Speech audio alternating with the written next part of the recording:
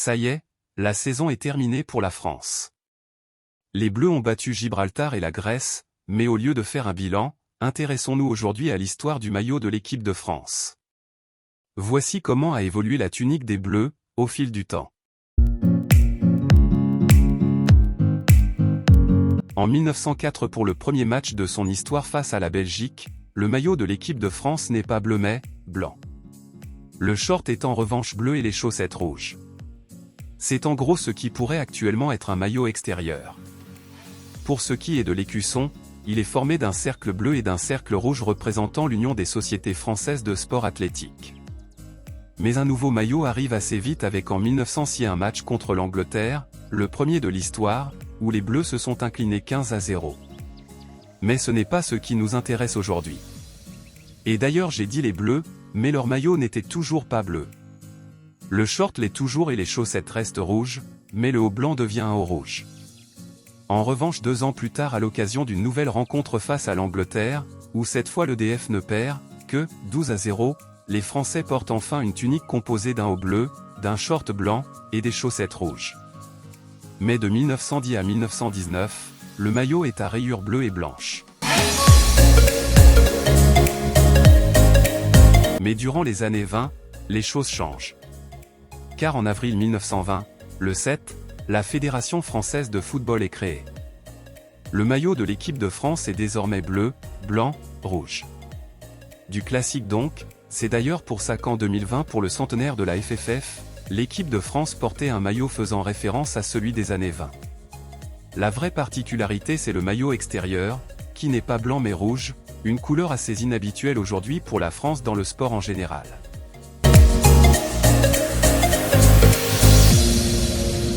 La France va à nouveau changer ses maillots dans les années 60 avec l'arrivée de la télévision, ce qui oblige les équipes à avoir 2 maillots très contrastés, car les nuances sont moins claires avec le noir et blanc.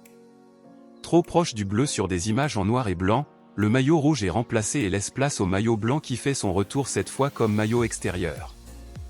Pour le maillot domicile, l'équipe de France garde sa tunique bleue bien évidemment. Ce qui me permet de vous raconter une anecdote assez connue, mais qui vaut le coup d'être citée.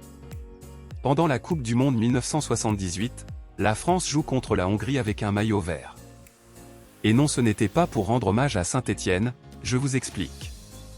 La Hongrie était considérée comme équipe extérieure et avait apporté son maillot blanc. Problème, l'intendance de l'équipe de France a apporté le maillot blanc aussi au lieu de prendre le maillot bleu. En urgence, les Bleus ont donc acheté les maillots d'une équipe locale qui avait un maillot à rayures vertes et blanches, ceux du Canada Kimberley. La couleur arrive mais les Bleus conservent ses couleurs.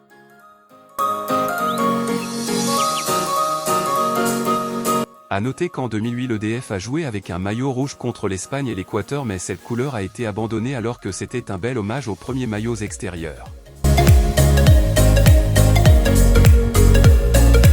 En 2011, Nike devient équipementier de l'équipe de France qui était en contrat avec Adidas depuis 1972. On aura notamment droit à un maillot dans le style d'une marinière mais qui sera finalement assez vite abandonné. On peut aussi dire qu'à l'Euro 2012, le maillot domicile est entièrement bleu et le maillot extérieur entièrement blanc. En 2013 pour la tournée en Amérique du Sud contre le Brésil et l'Uruguay, la France joue avec un maillot bleu ciel. Pour la Coupe du Monde 2014, on retrouve un maillot bleu-blanc-rouge et pour la tenue de rechange, on a comme en 2011 une marinière mais cette fois avec des rayures grises et peu opaques. Puis les maillots récents, vous vous en souvenez, on peut noter un hommage en 2020 au maillot de 1998 mais cette fois on se fait éliminer en 8e de finale. Voilà, vous connaissez l'histoire du maillot de l'équipe de France. On peut penser que ça paraît anecdotique comme ça, pourtant dès qu'on voit un maillot, on pense à un moment spécial, c'est pourquoi pour finir cette vidéo, je vous mets des images et vous me dites à quel moment cela vous fait penser en commentaire, et je vous dis à la prochaine.